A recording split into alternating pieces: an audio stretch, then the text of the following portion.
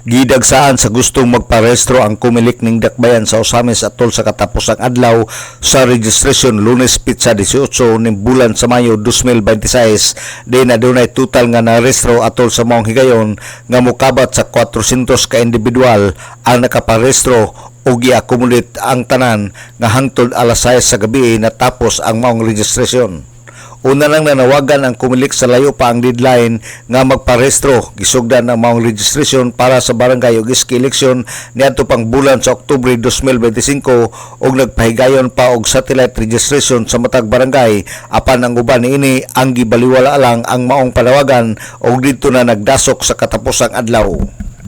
Una lang gibutyag ni Kumilik Chairman George Erwin Garcia nga wala na'y mahitabo nga extension para sa nasgutang registration tungod sa kataas sa panahon nga gihatag ngadto kanila.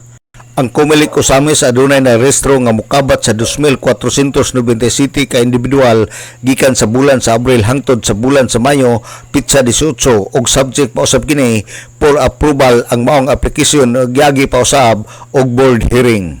Sa press conference nga gipahigayon sa miaging adlaw ni Kumilik Chairman George Erwin Garcia atol sa iyang pagbisita ning lalawigan particular ning dakbayan sa Osamis, iyang gibutyag nga sa gipahigayon nga registration misobra sa target ang registered voters. Sobra na po sa target namin yung registered voters kasi yung nakaraang August 1 to 9 halos 2 milyon ang dagdag.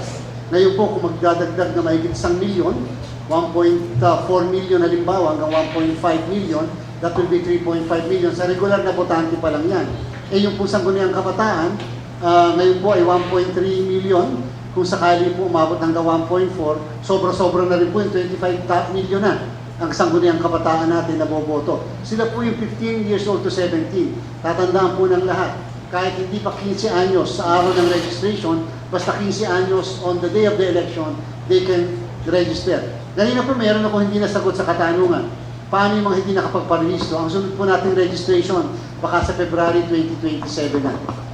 Si Kumilik Chairman George Erwin Garcia, alang sa DXDD Radio Kampana ang radyo sa simbahan, W45 Dudong Bargamento, muluyog sa ika-75 nga jubileo sa simbahan sa Archdiocese sa Osamis, Danag, Sarakbayan.